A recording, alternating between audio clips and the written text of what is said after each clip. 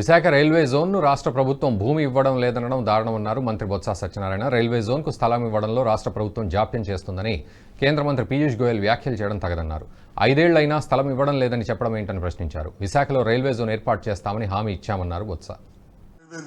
Railway Chandrasekhar, అలాగే డిఎన్, అలాగే Nageswararao additional divisional engineer, అలాగే వెంకటస్వామి సెక్షన్ ఆఫీసర్ అందరూ వెళ్ళారు.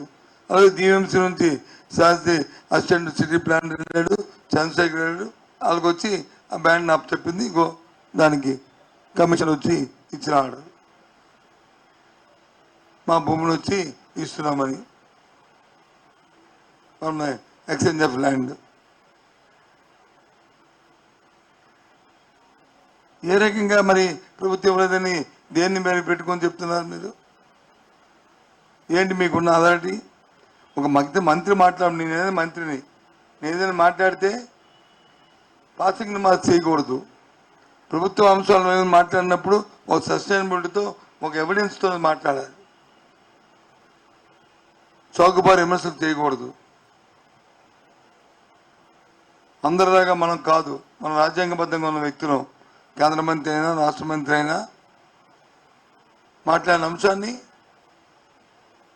ఒక శాంటిటీ ఉండాలి.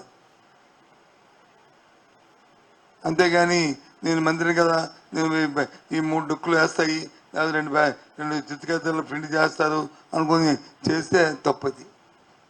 ఇకపోతే ఈ వీడియో మీకు నచ్చినట్టయితే లైక్ చేయండి, 10 మందికి షేర్ చేయండి. అలాగే కామెంట్ల రూపంలో మీ అభిప్రాయాలను మాతో పంచుకోండి. Nationalist hub group of channels ను సబ్స్క్రైబ్ చేసుకుని తెలుగునాట జాతీయవాద జర్నలిజాన్ని ప్రోత్సహించండి. ఈ వీడియో కింద ఉన్న బెల్ ఐకాన్ పై క్లిక్ చేయడం మర్చిపోవద్దు.